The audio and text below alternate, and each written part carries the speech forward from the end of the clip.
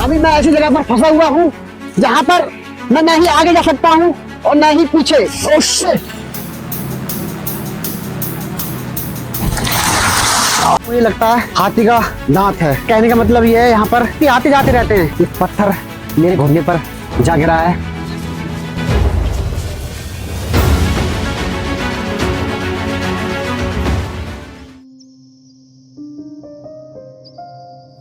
दोस्तों, पहाड़ी जंगलों में सबसे ज्यादा कठिन चीज होती है ऊंचे पहाड़ों से उतरना और चढ़ना। और अभी मेरे सामने अचानक से एक इतनी गहरी खाई आ गई है जिसकी ऊंचाई आप देख सकते हैं यहाँ पर लगभग 200 से 300 फीट रही होगी। और इसको उतरना काफ़ी मुश्किल होने वाला है क्योंकि ऐसी ट्रैकिंग मैंने जंगल में बहुत ही कम करी हैं। इसको उतरने के लिए मुझे अपने पूरा दम और खम लगाना होगा। अगर यहाँ पर गलती हुई तो सीधा आप मौत को दावत दे सकते हैं।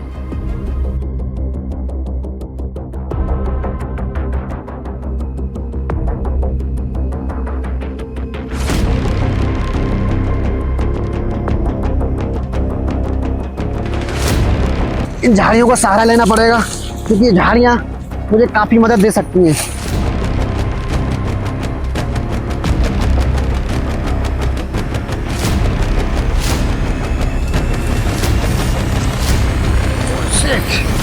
अभी मैं ऐसी जगह पर फंसा हुआ हूँ जहाँ पर मैं न ही आगे जा सकता हूँ और न ही पीछे।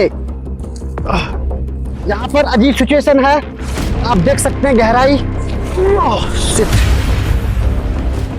इतनी गहरी और खड़ी पहाड़ी पर उतरना हर किसी के बस की बात नहीं है। ऐसे मुश्किल रास्तों में सबसे बड़ा हथियार ताकत नहीं बल्कि हिम्मत और सही फैसला होता है। अगर तकनीक सही हो और हर कदम सोच समझ कर रखा जाए तो सबसे खतरनाक रास्ता भी पार किया जा सकता है। जरा ध्यान से देखिए, नीचे जाने का रास्ता पत्थरों से भरा है, बेहद फिसलन भरा, और एक छोटी सी गलती सीधे गहरी खाई तक पहुंचा सकती है। अब हमारे सामने दो रास्ते हैं। पहला, इस प्रकृति का सहारा लेकर नीचे लटकते हुए उतरना। दूसरा, रस्सी की मदद से इस खड़ी चट्टान के सहारे धीरे धीरे नीचे जाना। दोनों विकल्प जोखिम भरे हैं, लेकिन अब फैसला वही होगा जो सबसे ज्यादा सुरक्षित हो।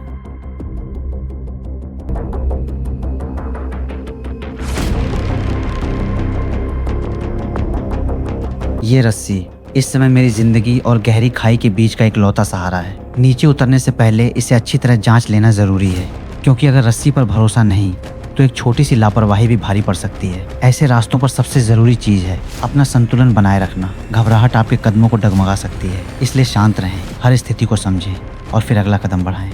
सामने का नज़ारा जितना खूबसूरत दिख रहा है उतना ही खतरनाक भी है। जहाँ हर दृश्य रोमांच से भरा होता है लेकिन हर मोड़ एक नई चुनौती लेकर आता है।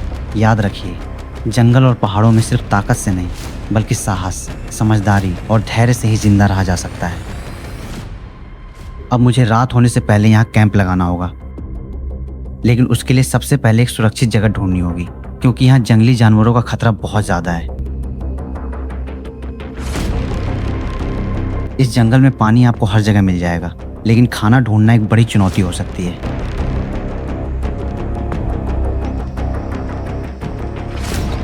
दोस्तों, लोग कहते हैं कि इस जंगल में जानवर होंगे या नहीं, लेकिन मैं आपको इसका एक सबूत दिखाता हूँ। ये जंगल में है एक हड्डी। ये हड्डी आई थिंक मुझे लगता है हाथी का दांत है। इसका कहने का मतलब ये है यहाँ पर पहाड़ों के ऊपर भी हाथी आते जाते रहते हैं। बिल्कुल हाथी का जो दांत होता है उसके शेप में है। कहने का मतलब ये है यहाँ पर हाथी भी पाए जाते हैं। ठीक है, तो यहाँ से हमें बहुत जल्द निकलना होगा क्योंकि हाथी काफ़ी आक्रामक होते हैं और उनकी आक्रामकता हमारे लिए अच्छी नहीं है।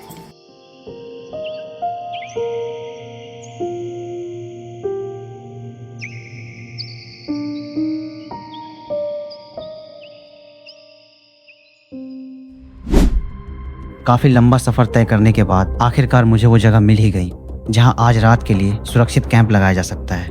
यहाँ पानी की कोई कमी नहीं है, लेकिन रात होने से पहले सबसे ज़रूरी काम है आग जलाने का इंतजाम करना। और आग के लिए सबसे पहले सूखी लकड़ियाँ इकट्ठी करनी होंगी। कैंप लगाने की जगह सोच समझकर चुननी होगी। हमें अपने कैंप को बड़े पेड़ों और ऊंची चट्टानों से पर्याप्त दूरी पर लगाना चाहिए क्योंकि रात होते ही यहाँ तेज हवाएं चलने लगती हैं। ऐसे में पेड़ों की भारी टहनियाँ टूटकर गिर सकती हैं और चट्टानों से पत्थर भी खिसक सकते हैं। जंगल में एक सही फैसला आपकी रात को सुरक्षित बना सकता है, जबकि एक छोटी सी गलती पूरे सफ़र को खतरे में डाल सकती है। दोस्तों कैंप लग करके तैयार हो चुका है और अब हम इसमें आराम से बैठ सकते हैं और कुछ गर्म सा बना सकते हैं और इस जंगल के इस शांतिपूर्ण माहौल का आनंद ले सकते हैं। दोस्तों अभी आप देख सकते हैं रात के 8:45 हुए हैं, 8:45 हुए हैं और जंगल में अंधेरा और शांति इतनी है कि जो मन है बिल्कुल शांत हो चुका है। अक्सर एडवेंचर करने का और रात में कैंपिंग करने का जो मज़ा होता है वो यही होता है। अगर आपको भी ये चीज़ें अच्छी लगती हैं तो आपको भी मेरे हिसाब से करनी चाहिए।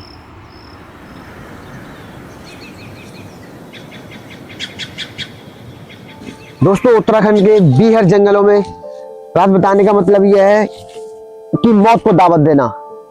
मैंने यहाँ पर एक रात बिताई है और एक दिन, तो मैं आपको बता सकता हूँ कि यहाँ की रात कितनी ठंडी होती है और दिन कितने गर्म होते हैं। ये रात काफ़ी मुश्किल भरी रही है। आप देख सकते हैं यहाँ पर चारों तरफ बीहड़ ही बीहड़ है। आप चारों तरफ देख सकते हैं। अगर मैं आपको इधर दिखाने की कोशिश करूँ तो आप देख सकते हैं यहाँ पर कुछ भी रास्ता नहीं है और ना ही पीछे ना ही चारों तरफ कोई रास्ता नहीं है आने जाने का।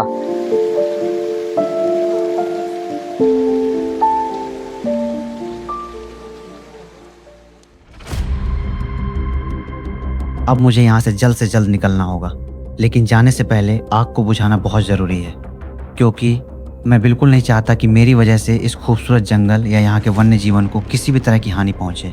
इसलिए यहाँ से जाने से पहले मैं आग को पूरी तरह बुझाऊंगा।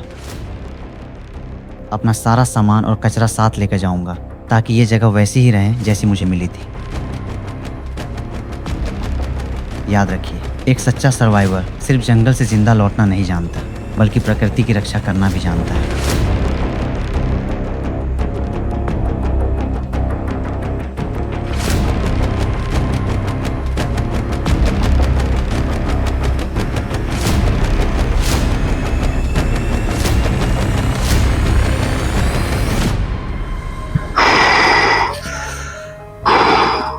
दोस्तों मैं अब इस पहाड़ की बिल्कुल पीक पर आ चुका हूँ। मैं आपको दिखाना चाहता हूँ। आप अगर इस साइड देखेंगे तो यहाँ से जो ऊंचाई है बहुत ज्यादा है और अगर आप इस साइड देखेंगे तो इस साइड भी काफी गहराई है।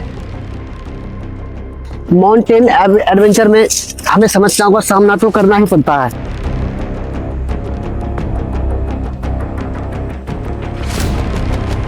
ये सोता शायद मुझे किसी रास्ते तक पहुंचा सकता है और सबसे पहले मैं यहाँ तक पहुंचने की कोशिश करता हूँ।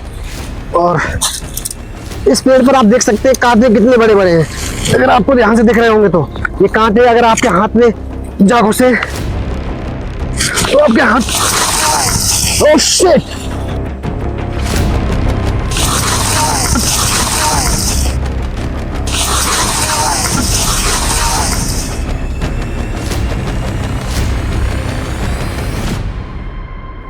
और आपने अभी देखा होगा कि मेरे साथ क्या हुआ है। मेरे पेट में, मेरे पैर में एक पत्थर मेरे घुटने पर जा गिरा है और मैं बहुत बुरी तरह से नीचे गिरा हूँ। एडवेंचर करते समय छोटी मोटी चोटों को नज़रअंदाज करना ही पड़ेगा, वरना आप जंगल में कभी भी सरवाइव कर ही नहीं पाएंगे।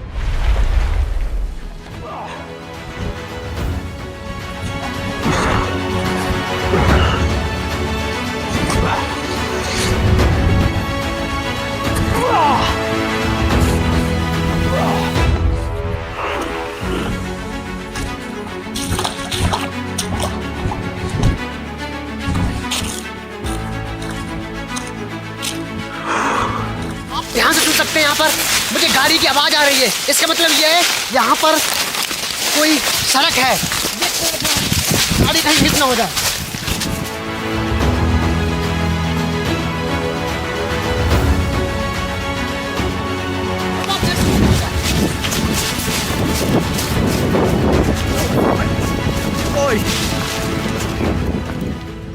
ये सफ़र यहीं ख़त्म होता है, लेकिन इस सफ़र ने मुझे बहुत कुछ सिखाया। वो बातें जो किसी किताब में नहीं मिलती। इसने सिखाया कि मुश्किलों से डरना नहीं, बल्कि उनका सामना करना चाहिए। प्रकृति के साथ तालमेल बिठाकर जीना और हर छोटे से अनुभव से कुछ नया सीखना, यही असली जीवन है।